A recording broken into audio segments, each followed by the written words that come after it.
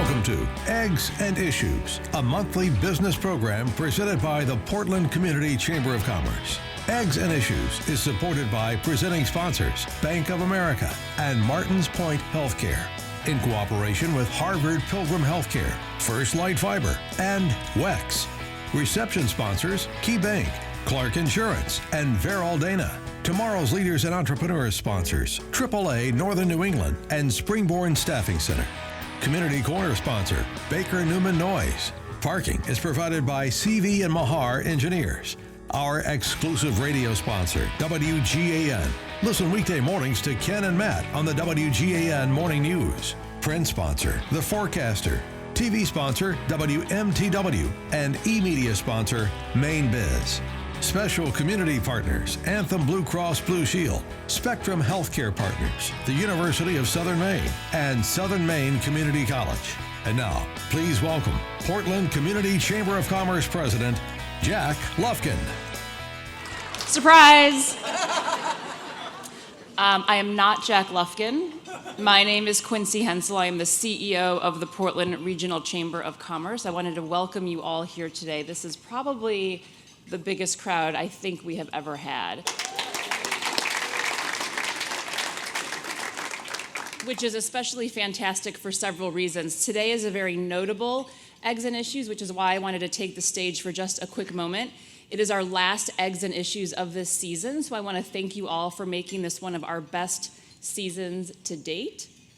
We also have with us today Maine's Governor Janet Mills. We are thrilled to welcome you.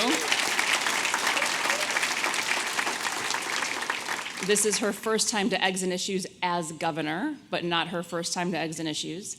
But lastly, this is Jack Lufkin's last Eggs and Issues as MC.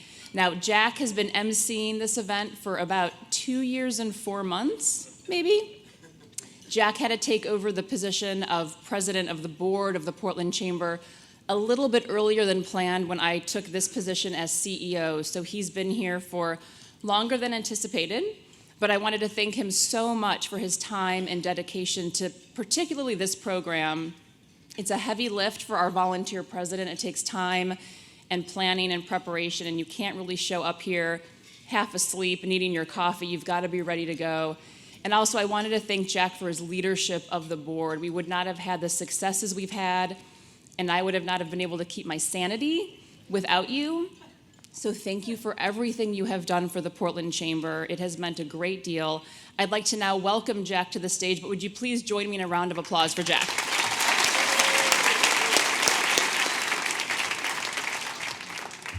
That was kind. Thank you, Quincy. Thank you, everyone. It has been a distinct privilege and pleasure to be the president of the Portland Community Chamber. And monthly, I get to stand up here and mispronounce words and all of those happy things. But as Quincy mentioned, I'm Jack Lufkin. I'm with NBT Bank, and I am very pleased to soon welcome Governor Mills to the stage. But as always, we have a few housekeeping items. The first thing I do want to do is recognize, I think I saw Councilors Duson and Councilor Costa. If there are any other Portland City Councilors here, my apologies, but we, of course, welcome you. There's no doubt state legislators and such. We thank you for coming to our program here today. I would also like to welcome, we have some guests from Asheville, North Carolina, and I got a chance to meet some of these folks on Monday night. They've been meeting with community leaders. They've been meeting with Quincy, municipal leaders, and we want to welcome them. The contingent from Asheville, North Carolina Chamber and Municipal Government, if you stand up and let us recognize you. Welcome.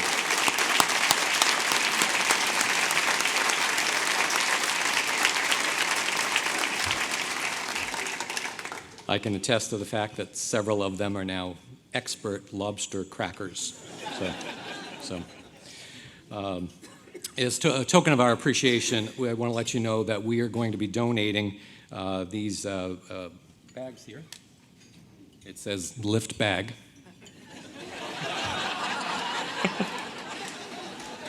I do appreciate my speechwriters. So we are all glad that you're here today, and there's some swag in there from our member businesses, and we hope you remember fondly the state of Maine and come back, and we would love to come visit your community in the near future. Also, if you're interested in this bag, switching gears a little bit, our final Kegs and Issues of the season is on June 19th, and we'll have one of these bags available for you to win there as well. So please sign up for that. And as always, on your table is a card that lists all of the upcoming chamber activities. Also with us today, I'm very pleased to announce that we have individuals from the Immigrant Business Hub. This is a program provided by the Greater Portland Immigrant Welcome Center. These individuals are participating in an Immigrant Entrepreneur Greenhouse, a 6-month intensive training and development program. From this program, participants gain a deeper understanding of how to develop and run a successful business. The Chamber has provided these entrepreneurs with a year-long Chamber membership and will match each entrepreneur up with a Chamber mentor. So if you are here representing that program today, could you stand or wave and let us congratulate you? We wish you all the best success.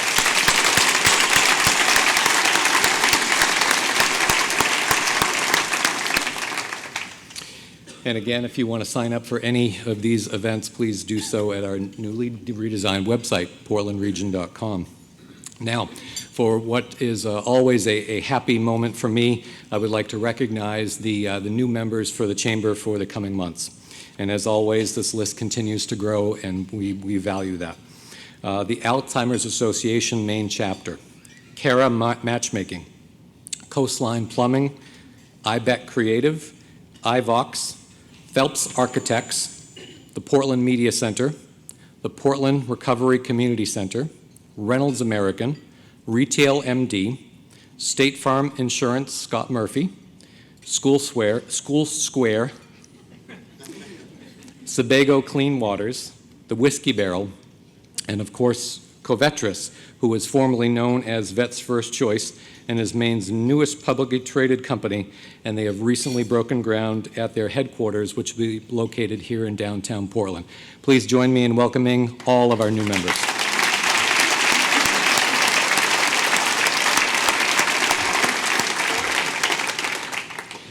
AAA Northern New England and Springborn Staffing provides support for our Tomorrow's Leaders and Entrepreneurs program. This allows area high school and college students to attend Eggs and Issues. With us today, we have students from the University of Southern Maine, Southern Maine Community College, Portland Adult Education, Falmouth High School, and Gorham High School. If you are here representing those institutions, please stand and let us welcome you.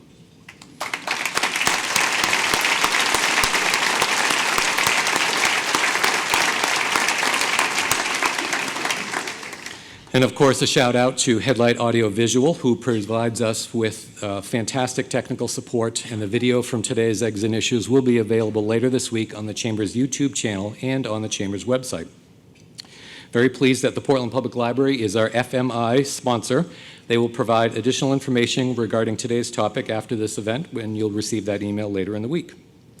Baker Newman & Noyes is our Community Corner program.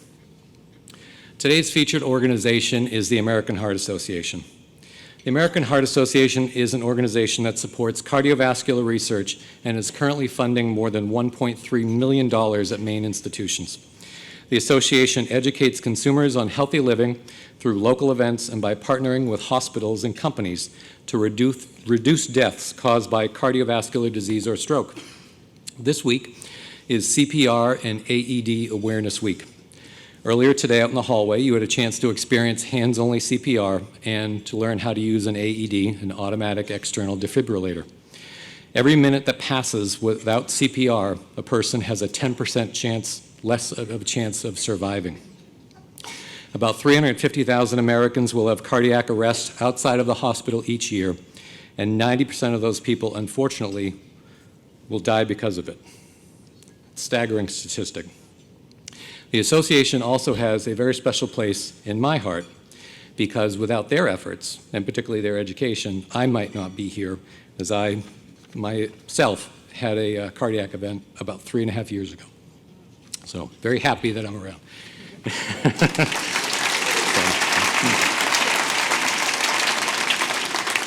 The good news is that many companies have taken a more responsive action, and this week MEMIC is partnering with the association to encourage companies to remind employees where their AED is located and the proper steps to take if somebody has a cardiac arrest.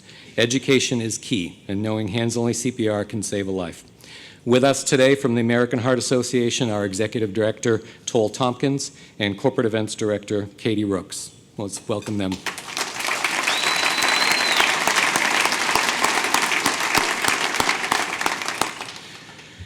And now, on to the presentation that you've all been looking forward to. A little bit of housekeeping. Normally we have microphones in the audience. We do not have that. We solicited questions in advance. Governor Mills is going to say a few remarks, and then what I'm going to do is I'm going to come back on stage and ask her some questions.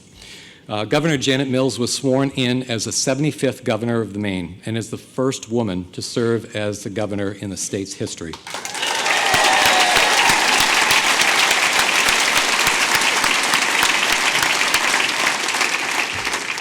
Prior to her role as governor, Mills served as the Attorney General of Maine, Assistant Attorney General, and District Attorney for Androscoggin, Franklin, and Oxford counties.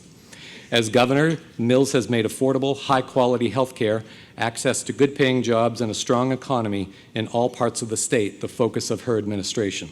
Mills hopes Maine is the place where families can take root, raise their kids, and have access to world-class education.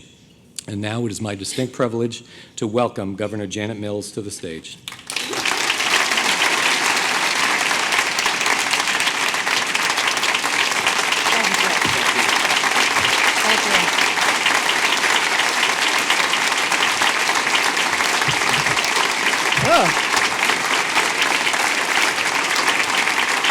Thank you.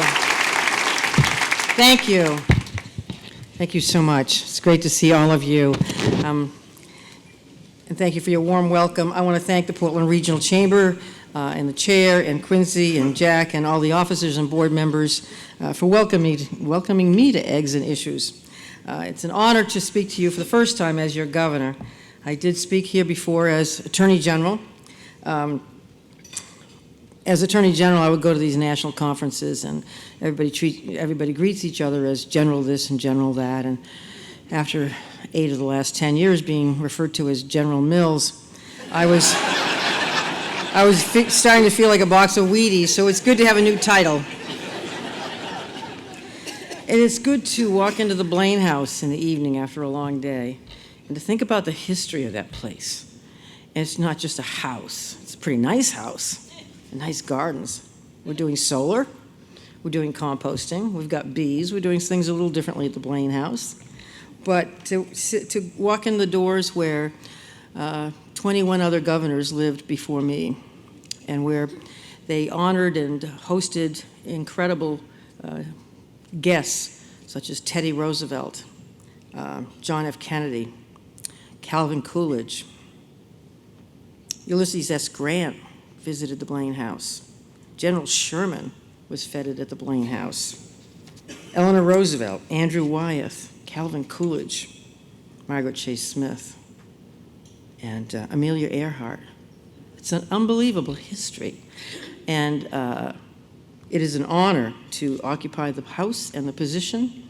It is humbling to think about the history of this position and of the previous occupants and the guests and individuals who walked through those halls. And in fact, November 1959, John F. Kennedy came and spent hours in the Blaine House trying to convince Clint Clausen to endorse him should he run for president the next year. That was November before the election. That would have happened about 3 years in advance now. Clinton Clausen died before he could express his endorsement, which he was ready to give. This past Monday, I want to talk about what we've done in the last 5 months. This past Monday marked 5 months in office. You know, sometimes it feels like I've been governor for 5 years, sometimes 5 days. In my inaugural address, I told all of you how I wanted to govern. I said, quote myself, I'm not ashamed, I'm not proud. I said, we're all in this together. We all want Maine to have a beautiful environment, happy people, prosperous communities. Though we all agree on the goals, we differ about how to get there. We are Republicans, Greens, Democrats, Libertarians, Independents, and many more besides. And this is something I know well myself, having been brought up in Western Maine in a bipartisan, sometimes tripartisan family. I mean, every Mills family reunion is like a meeting of the United Nations. Everyone has an opinion, everybody wants the microphone, but these differences are what makes a family strong. They make every family strong, and they make Maine strong. I would face my first test in honoring that commitment to bring people together, even before I spoke it. At that moment, I had already been working for weeks with a 14-member search committee, some of whom are in this crowd, to recruit the best talent I could to lead the new administration. Isaac Newton once said, "If I have seen further, it is by standing on the shoulders of giants." Angus King put it a little differently. He said, "Hire good people, Mills, and take credit for their work." Oh, okay. That sounds simple. I was searching for men and women on whose shoulders I could stand and the state could stand, the state could be proud of.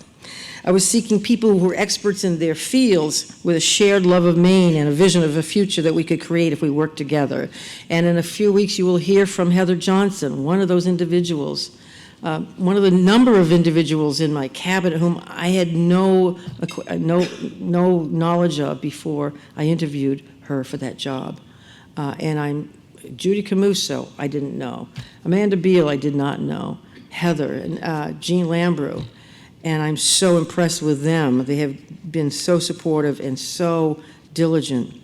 So I never asked for anybody's political affiliation in doing those interviews.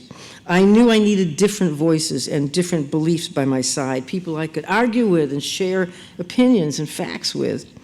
And I wanted their expertise, not their political advice. I know where to go for political advice.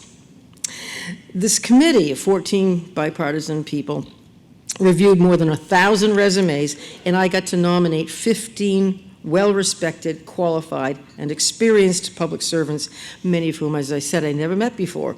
The new cabinet includes 8 women, 7 men, 3 distinguished military veterans, 3 commissioners who were holdovers from the Governor LePage's cabinet, whom we kept, and very talented people. I think the Senate recognized the expertise and the value of these individuals by confirming them in committee and in the Senate. They confirmed every member of our cabinet within the first 6 weeks of the administration. And immediately they got to work and we got to work crafting a new path for the state of Maine. Part of that work was focused on filling vacant positions on boards and commissions and within the Department of Education that had been pretty much decimated, within the Department of Health and Human Services where public health nurse positions had gone vacant for months, if not years, critical positions to fill in this day and age where disease can easily catch on. And in the last 5 months, I've nominated dozens of people to boards and commissions, including business owners like Jim Boyle, Kevin Hancock, Phil Bartlett, Roger Burley, Jean Ginn Marvin, Jim Gorman, Dick Trafton, Bonita Bro Usher, Lee Webb, Blue Kime, and they're a bipartisan group. They are just a few examples of the business owners who will be leading the critical progress we're going to make for the state of Maine. As our administration began to rebuild state government, one position at a time, we were also faced with crafting our very first budget. It's amazing. You know, Glenn, you've been there, others who have been in the legislature. First thing you do before you even take off is to start working on a budget. And fortunately for me, I had been on the Appropriations Committee for 4 years when I was in the legislature, so I knew a little bit about the budget. And so we began building a budget. Within 30 days, we had a budget. On February 9th, I presented that budget to the state legislature, and here again, I had choices. I could have said, well, we've got Democratic majorities in the House and Senate. Why don't we just run through a majority budget and spend all that pent-up demand, as it were, as it's called, and do all these things that everybody wants to do in the Democratic caucus. And, you know, I avoided that. I encouraged them to do a unanimous 2/3 budget because that's not who I am and that's not who we are as Maine people. I instead presented, I think, a pragmatic budget, a budget that lives within our means and delivers what Maine people want. The budget is balanced, of course, as the Constitution requires. It makes responsible investments to tackle serious challenges that face our state, and it honors the will of the people. The budget reflects the voices of people I met on the campaign trail who are afraid and unsure of what a change in Augusta might mean for their families and their businesses and their future. They had some say in who they chose to govern, but not in how that person governed. I remembered them every step of the way, and my promise to create an environment for our state where people can take risks, they can innovate, and they can grow. That's the promise I made. Our budget expands access to affordable health care for people and businesses. It improves public schools and supports Maine teachers. It creates economic opportunity and the chance for new businesses to thrive. It does not raise taxes because people are still adjusting. It does not raise taxes. And Maine people are still adjusting to the ever-changing policies and messages coming from Washington, D.C. But the budget pays the bills, some long overdue. I knew that there would be some who'd say, well, my budget it spends too much. And others who say, it doesn't spend enough. We ought to spend more. I was right. There were people on both sides and still are. And over these last 5 months, we've listened to the thoughts, concerns, and suggestions of lawmakers, and the administration continues to negotiate the budget this minute in good faith. We're, I hope, about to close it up in a consensus fashion. I'm proud of the work we've done to bring people together to shape our shared priorities for the next 2 years, 3 years, and I look forward to signing a bipartisan budget, two-thirds budget, in the next few weeks. Yesterday, I also announced our administration's 2019 bond package to add to the sustainable, responsible investments we put forward in our budget proposal. This $239 million bond package over the next few years invests in 4 key areas. 1, economic development, workforce development, environmental protection and clean energy production, and transportation infrastructure repair. The bond package includes $50 million for expanding broadband, that's $30 million for broadband, and other money for research and development, and bolstering fishing and farming infrastructure to support those growing industries. In research and development alone, we know that we're like 47th in the country in terms of the percentage of our GDP spent on research and development. This is an important piece for the university, for our higher ed, and for our private enterprises so forcefully engaged in research and development. We need to improve that. The bond package also includes $19 million to expand education and training in the trades, to bolster career and technical education, and to increase access to quality child care services, vital to encouraging a healthy workforce. As the mother of 5 daughters and now the grandmother of 5, and my daughters have had a hard time finding child care, as I did in my younger years, I know how hard it can be to find quality child care. And improving access to child care will help hardworking parents in Maine to keep their jobs, and it will encourage young families to locate here or stay here. The bond package also includes $65 million to clean up hazardous waste sites and improve pollution control measures and wastewater treatment. Protecting working waterfronts and farms and forests. Land for Maine's Future is in there to the tune of $30 million over 3 years. Shepherding research renewable energy projects at the municipal level and combating climate change. The bond package has $105 million for improvement to roads, bridges, ports, rail, air transportation, as well as restoration of the commercial fishing wharf here in Portland, Gulf of Maine Research Institute, to support both research that the Gulf of Maine is doing and long-term marine-based jobs, keeping it part of the working waterfront. All these bond proposals also draw down at least 1-to-1 match, if not more. So it brings a lot of funds into the state of Maine for focused, targeted purposes. We've proposed these investments in the wake of recent positive, stable ratings from Moody's and Standard & Poor's. Those ratings demonstrate the continued strength of Maine's economy, as well as some of the challenges we're having, the things that hold us back. One of the things they noted was our demographics. Well, we all know we have an older population, and the things we've got to do to attract young families to move here or stay here. The workforce shortage is another issue that Moody's and Standard & Poor's pointed out. We know this, and we know this from the excellent report that the Chamber and Maine Development Foundation and Educare Maine did last year, Making Maine Work. Workforce shortage, health insurance as such. So I look forward to working with this bond proposal in the coming months and working with the legislature and sending it out to a vote, some of it this November, some of it the next November for the Maine people to consider. Our administration is also taking an active role while we're doing bonds and budget negotiations. We're helping restore Maine's place as a national leader in bipartisan public policy.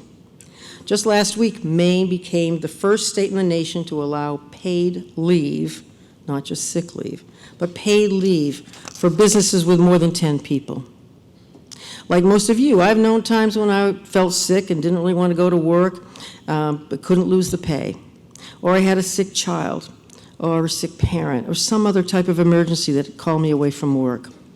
It's not something people want to do. We value our jobs, and people have a good work ethic here in Maine. We're proud of that.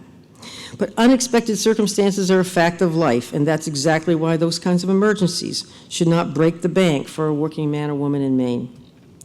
But under this new law, businesses with more than 10 employees will allow each employee to earn 1 hour for every 40 hours worked after the person has worked there for 4 months.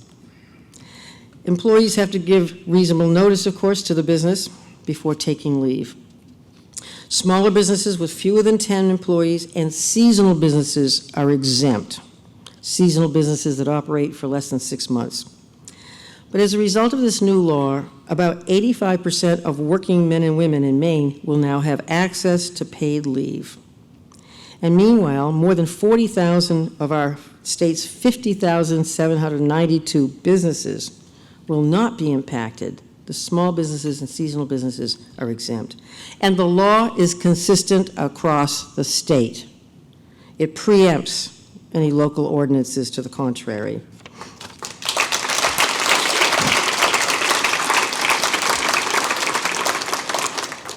The law provides economic and financial security to the vast majority of working Maine women and men, while also balancing the legitimate needs and concerns of employers, especially small businesses. And this is important, and it's significant. It's good public policy that resulted from lawmakers from both sides of the aisle negotiating together to find common ground. Not everybody getting entirely what they wanted, but ultimately arriving at a product that takes meaningful, common sense steps for the people of Maine. It's an example, I believe, of good governance, and we're doing that in other areas as well. We are working on workers' comp. We are working on gun legislation. We're working on many other things where there's been a degree of polarization, and I'm encouraging people to come together, compromise, and produce a good work product. Well, too often, I think Maine people and Maine businesses are pitted against one another by politicians looking to score points, but in reality, one view would not exist without the other, one group would not exist without the other, and the needs of both are not incompatible. I want to govern in a way that's fair to all. That's how we can and should lead. Paid leave is just one example of the progress we've made in these short 5 months.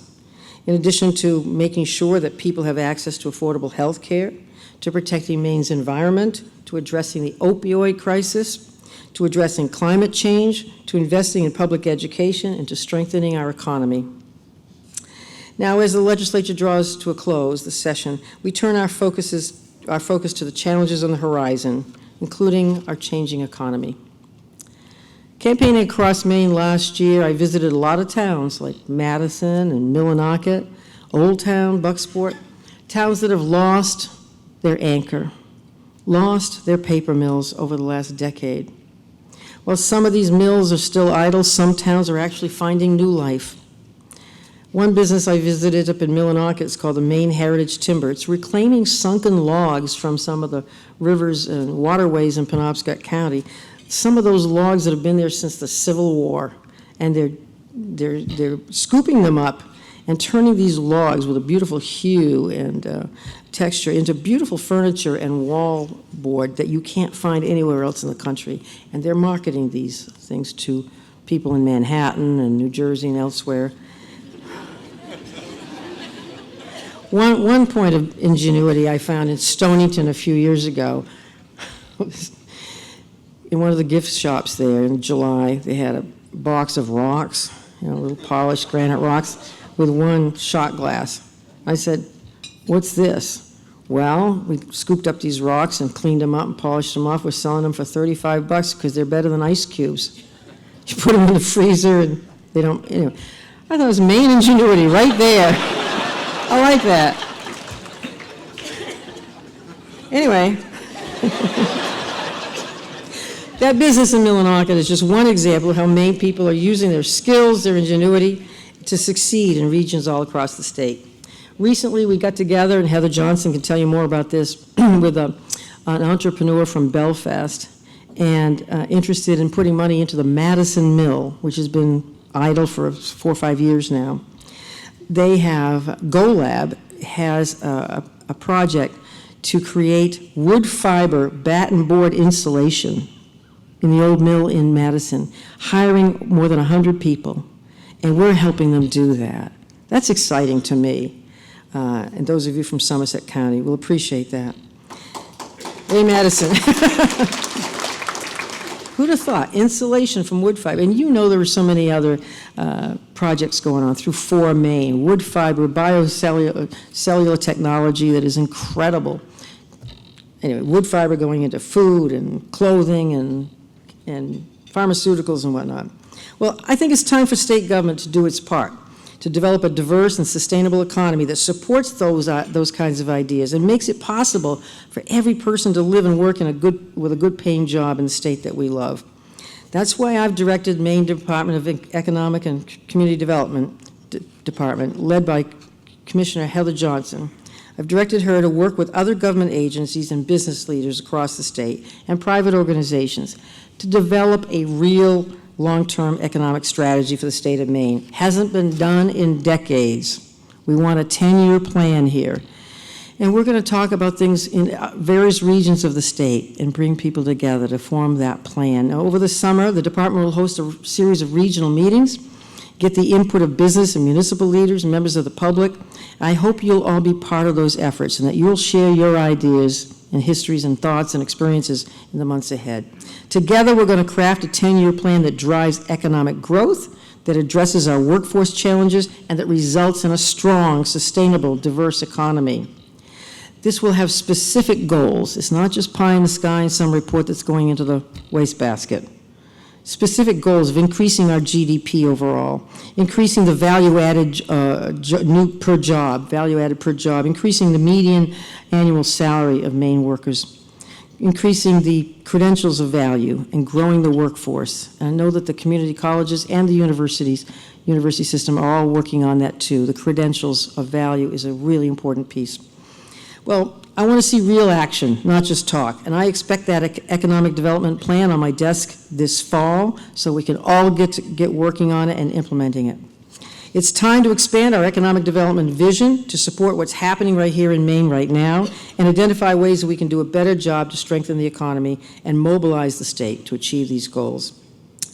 I said in my inaugural address, quote, "Our state must find its own common ground, expand our horizons, and become one Maine again.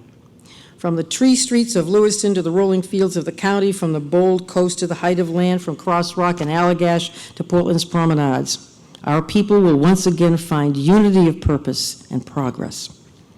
Every day we're rediscovering our unity of purpose and finding that common ground, rooted as it always has been in our shared love for this great state. In my administration, you'll always find a committed partner in advancing public policy, improving life for Maine people, supporting business, and strengthening our economy. I believe the attitude we project, all of us, about our state is as important as what we physically are doing. Telling people we believe in our state, making people believe in themselves. And when they do that, they will buy the new car, they will hire another person, they will perhaps buy a house, they will move here. We've got to be cheerleaders for ourselves. And I look forward to all we can accomplish together, and I look forward to receiving your ideas too, because in my administration, I have promised, as always, you will find an open door, an open mind, and an open heart. Thank you.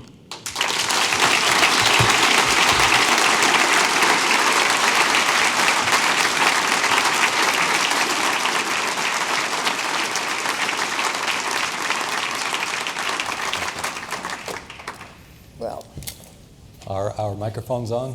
Yes. hi. Thank you. Yes. Thank you. First of all, a bit of housekeeping. I was informed that I neglected another new member, Mayo Street Arts. There's Oh. some in the audience today. Welcome and thank you for joining. Governor, appreciate your comments. Yeah, find a good comfy spot. So let's start with something that you just recently mentioned.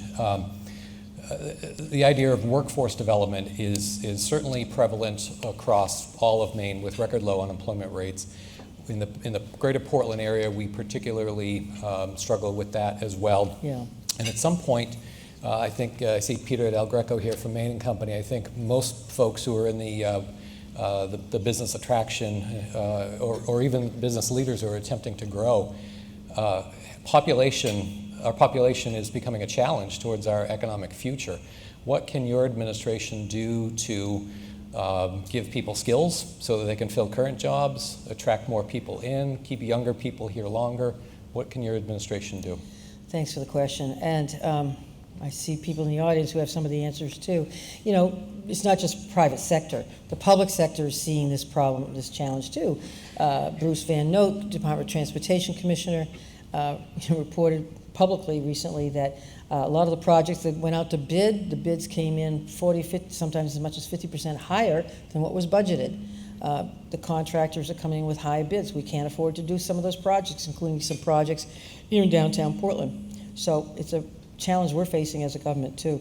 But we're working on workforce development in a number of ways. One is the bond package I mentioned to you. And some of that bond package, for instance, will go towards developing mobile welding training units. I see Dave Dagler is here somewhere. Mobile training units to get people certified in things like welding, certification programs, short-term training programs to get them licenses and certifications in areas that they need. We know from some of John Doerr's studies that there are tens of thousands of people in Maine who, between the ages of 18 and 45, who are not working, and we need them to work. So I have directed Laura Fortman, the Department of Labor Commissioner, to identify those people, to pair them with workforce training, get them working. We also have an incredible new Mainer population. I want to tap into that. They're eager to work. Everyone I've met from the immigrant population, immigrant community, wants to work. They're here to work. And something like 40% of the immigrant population in this area alone have bachelor's degrees or better. So part of the bond and part of the budget is also enhancing adult education and getting people better language skills to help them get workforce training and get into the workforce. Flexible training centers are important. Career technical centers, we're putting, part of the bond is $5 million for the CTEs. Much of that is for equipment needs because they've been they had a lot of equipment needs. So we're focusing on trades and professional workforce development across the state. Fantastic. Thank you. Taxes. Let's shift gears to taxes. Oh. This is a crowd that particularly perks its ears up. But there's, as you alluded to, there are a lot of competing priorities. And how are you going to accomplish that? What's your litmus test for meeting the needs that Maine has identified without raising taxes or fees in the next couple of years? You know, it's not as simple as saying you're going to raise taxes, not raise taxes. Here's what I heard, first of all, across the state when I was campaigning. People were not talking to me about the income tax. People were not talking to me about the sales tax, which is a pretty reasonable level. They were talking about the property taxes. And I know here in Portland, property taxes are a big issue. I forget what your mill rate is, but it's well high of 20. So we're looking at property tax relief. And part of the whole budget negotiations this past weekend, as recently as this weekend, was over how to give people property tax relief in the most efficient, most effective manner. So the budget proposal on the table right now that was been negotiated with both parties includes expansion of the property tax credit, which is based on your income, how much of your the percentage that the property tax bill is of your income, raising that from 5% to 6%. That's a few $1 million there. It's a benefit to people of fixed income, and it's a benefit to people who are renters as well. Another piece is about $21 million towards the homestead exemption, raising the exemption from $20,000 to $25,000 off the valuation of your property in your property assessment. And revenue sharing, there's an increase. We put revenue sharing at 2.5 to 3, and the current proposal puts revenue sharing at 3 to 3.75 over 2 years. Anyway, a lot of numbers, but a lot of money. It's about $35 million per point for revenue sharing increases. What I would love to do is to tie that revenue sharing increase with certain expenditures by the towns, but it's not really feasible to do that. We would love to see the increase in money to the towns, including increase in excise taxes, $230-something million a year, go to reducing property taxes. With 480 some odd towns, it's pretty difficult to do that. But there is more money in the budget for property tax relief, and it's up to the towns to make sure that that happens. So in terms of the overall tax burden, I know we still have a high tax burden compared to other states, and I'm anxious to improve our economy in order to not just raise revenues, but improve the quality of life here in Maine, which we value highly. But when you improve the economy, revenues come in as well with current tax rates. Let's switch to something that's very important to you, and that's healthcare. Costs are crushing employers and workers. Mm-hmm. Even though it's a national problem, what plans does your administration have to slow or reverse consumer costs in Maine? And I would add on to that, particularly those costs being borne by our small business. Great question. And I heard that all across the state last year campaigning, the burden of health insurance on small businesses and self-employed individuals. Let me address a couple of things. You're talking about costs of health care versus costs of insurance, two slightly different things. The cost of health care is driven to a large extent by the cost of prescription drugs. There are 4 bills right now that Senator Heather Sanborn has been working on, and I've met with her, and I really appreciate the work she's done. She's a very, very bright individual. She's honed in on 4 measures that will, I believe, significantly reduce the cost of prescription drugs in Maine. That's a big effort, and it's taken a lot of time. Secondly, Medicaid expansion. We think of it as one effort to increase health care coverage to up to 77,000 people in Maine. That's the goal. But it also ultimately, and we're going to monitor this and measure this, ultimately should bring down the cost of private health insurance. You see in any given year as much as $660 million of uncompensated care that the hospitals are bearing. That's a lot of charity care and uncompensated care. That burden of uncompensated care is being shifted onto private insurers who have to make up the difference paying the hospital bills and the medical bills.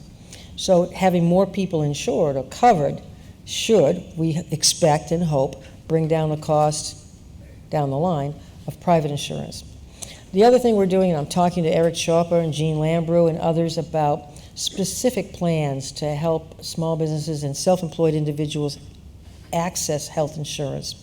Maybe we can have some kind of buy-in for prescription drug programs. Maybe we can look at the MEWAs and the other programs, and there's some bills in the works to do that. That's extremely complicated, and I don't have an easy answer, but we're working on that. We're going to be working on that over the summer and fall, and hopefully have legislation next January. An offshoot of that that is prevalent in Maine and actually many areas across the country is the opioid crisis. Yes. And we've hosted an Eggs and Issues where we learned that it's a healthcare problem, it's an enforcement problem, it's an education problem. It's multifaceted. What is your administration going to do to help combat the opioid crisis? Thanks for the question. And I talked about that as Attorney General for much of the last 10 years. I saw it in the Attorney General's office. We saw the impact of the opioid epidemic on child support enforcement, on child protection, on parents who were absent, and children left neglected and abused. We saw it in the death statistics. We saw it in the overdose statistics. Those statistics, and they're not statistics, they're people. The numbers of people who've died from overdoses have come down by about 15% last year as opposed to the year before. As Attorney General, I think you know, I took it upon myself to draw down pharmaceutical settlements, because we're always suing the pharmaceutical companies for something, and took some of that money, not tax money, took some of that money and I bought a room full of Narcan, and I took it around the state of Maine and gave it out. I was legally able to give it out to law enforcement agencies. I gave it out to 83 different law enforcement agencies, and by the end of last year, we'd saved, at last count, about 560 lives. There were 560 saves. And now Narcan. But every physical life saved is not a life turned around. And so we have not only gone forward and proposed to buy another 35,000 doses of Narcan and get them out into public venues now that we can legally do that. Make them available like the defibrillators and AEDs and whatnot, because they're life-saving drugs. But also, we are hiring and training, volunteer and paid, recovery coaches. 30 years ago, when a person presented at an emergency room with bruises on her face and it was a domestic violence incident, they fixed the bruises and put Band-Aids on and sent the person back home. They didn't call in a specialist, a counselor for domestic violence or sexual assault. Now we do that. Now we want to do that for people who have substance use disorder and who may have overdosed. Call in a recovery coach to help that person turn their life around. Make sure more and more doctors, and this is happening, become certified to prescribe Suboxone and other medication-assisted treatment. That's vital also.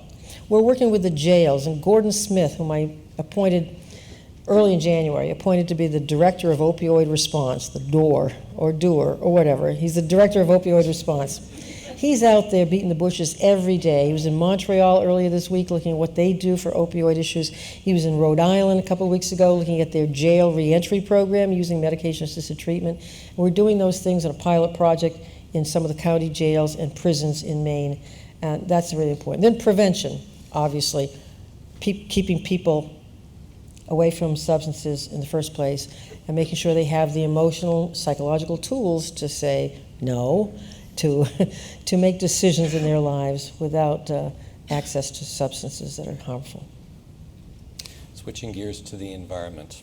Maine is no question, we have natural beauty, natural resources. They're a significant driver of our tourism, and as we've talked about, innovation in wood fiber and other fisheries and such. But how do you feel that your administration should best balance the need for job creation and for-profit interests while continuing to be good stewards of the environment?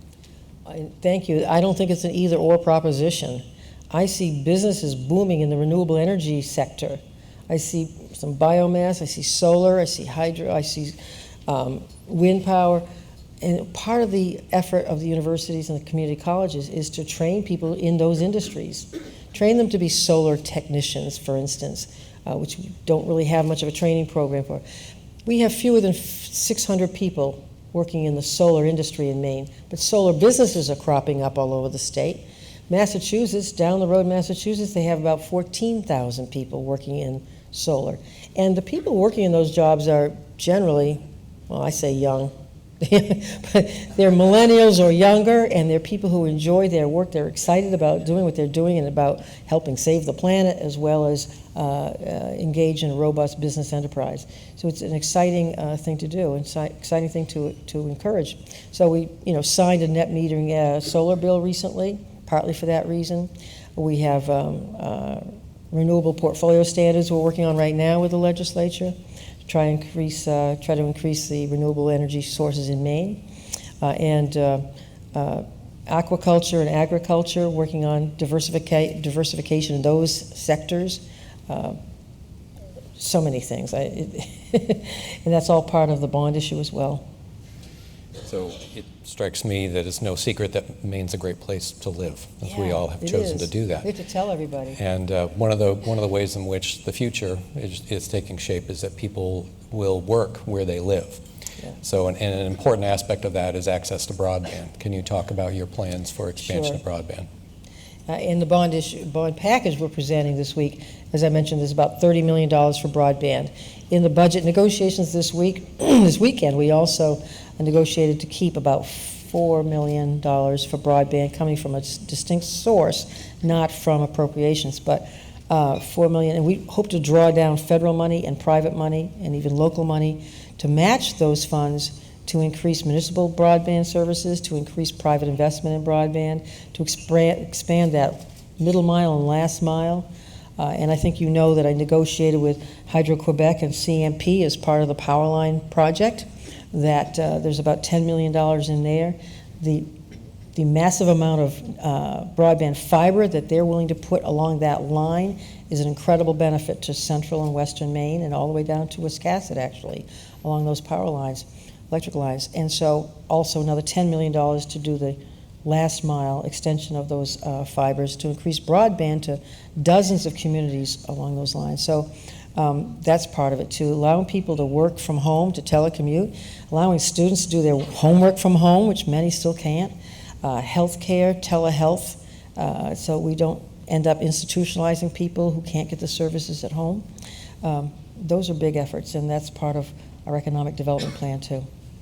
And Heather Johnson, as you know, was head of the Maine Connect Me Authority before she became commissioner of DECD. Graduate of Skowhegan High School. Yes, just she like is, me. yes. A year behind me. She's a Whittemore. Let's switch to R&D. R&D developments in Maine come from many sources, including entrepreneurs, nonprofit groups like Jackson Labs, MDI Biological, Bigelow Labs. Are you okay with that current system? And if so, why? If not, what needs to change and what role should state government play in that solution? Wow. Well, I certainly have been talking to people about higher ed and advanced degrees in technology, information technology, healthcare technology, which is also part of the MTI, Maine Technology Institute. MTI program, they have 7 sectors, which includes technology, mostly research and development. And part of the bond package also is to put more money behind MTI to promote research and development in those 7 sectors. And I'm hoping that the university, our higher ed institutions are going to promote that as well. More training and expertise in technology and healthcare and biotechnology in particular. I think that's right now we have these incredible veterinary medicine enterprises. We could be like the veterinary medicine capital of the country. We need to promote that. We need to encourage that through the enterprises we have now, through Jackson Lab. The state government has always been a partner with Jackson Lab, for instance. We've always invested in Jackson Labs, encouraged them to stay here and expand here. They have expanded into Ellsworth, and that partnership continues. And not to forget the excellent advanced composites advanced materials lab at Orono, which if you haven't toured that, you got to see what we're doing with wood products there, what we're doing with cross-laminated timber, which is very exciting, and offshore wind. I'm very intent on promoting the offshore wind, the floating platforms. We're talking with BOEM now and NOAA. We're talking with the university and hoping to help develop that and market that and get it out there. So do I imply from that your administration in the coming years will be allocating resources for the facilitation of that kind of research and development? We are encouraging private investments in offshore wind platforms that we're developing at the university right now, partnering with the university, Aquaventus, the current entity that oversees that, to develop it further and to find private investors and encourage the PUC to approve long-term contracts for it, which will in turn draw down investments. It's a convoluted answer, but yes. From multiple sources, that's what Yes. I take from that. So you've mentioned Heather Johnson and the Economic Development Plan. This is a room full of very active and engaged business and community leaders. How can we partner with Heather, with your administration, in the creation of that plan? You're like our eyes and ears. I don't have all the answers. Heather doesn't have all the answers. But, you know, it's in a macro way, it's what we did with the 14-member selection committee, executive search committee in December and January. We're reaching out and seeking ideas. Who would have thought, for instance, in the area of economic development, who would have thought that today Maine would have, 140 craft breweries across the state? Who would have thought that would be one of our economic development linchpins, hiring thousands of people to do craft breweries work? Who would have thought that today Portland would be the foodie capital of the country, essentially? I mean, 20 years ago, you would not have envisioned that. When I went to law school here, there may be 3 restaurants. Okay. Tells you how long ago it was. Who would have thought that Biddeford would have redeveloped the Pepperell Mills site and use co-working space there to such a huge degree? What an economic benefit that is. Who would have thought that 2 of the 40 best restaurants in the country, according to Bon Appetit, are located in Biddeford, Maine? 30 years ago, you wouldn't have envisioned that. So we need your eyes and ears, not just here in Westbrook and Biddeford and South Portland, but across the state. Let us know what's happening and what we can do better and how we can stimulate interest in those areas. We want to do broadband. Government's role is to facilitate, to help with infrastructure, to help pair workforce entities, workforce businesses, pair the people with the businesses, help facilitate that. We can't create the whole thing ourselves, but we can facilitate it. We need to know what you're seeing and hearing. I learned a lot on the campaign trail. I mean, you hear from so many people, and you see all these things that are going on, but it's not enough to get the job done. You need to keep listening and seeing what's going on. We will welcome Heather and anyone from your administration who wants to bend the ears of the folks in the audience here. Sort of a last question. Office of Innovation and the Future. Yeah. What's your hope? Well, the committee just approved our bill by a unanimous vote yesterday. Hannah Pingree, who is an incredible mover and shaker, I think, person with incredible ideas and energy, is leading that effort. You know, I often quoted Kurt Vonnegut on the campaign trail. Say, you know, Kurt Vonnegut said, every government, every cabinet ought to have a Department of the Future. No kidding. We got a lot of people looking at the past. We need people looking at the future. And that includes climate change, that includes children's services, how we can help our children and families grow and accommodate their needs for the future. So they're putting together that plan. You know, one of the joys of the position is to greet kids in the State House. Like every day, there'll be kids in the State House, and I had a group of 4th graders there one day, and I was kind of tired. And this one kid, somebody asked this one little boy, "What do you want to be when you grow up?" And he said, "Oh, I don't know." I said, "Tell him you want to be a consultant." That was a mean thing to say, because he said, "Well, what's a consultant?" And I said, "I don't know, but they're making all the money. Trust me, kid." And another big group of kids was there, standing on the stairs, and we were doing Q&A. And they always ask, "Well, what's your favorite color?" Whatever I'm wearing, you know. "Do you have a dog? Do you like your job?" And then, okay, and then we'll have a picture. And one more question. And this little girl, she's like 3 feet high, she says, "What do you do?"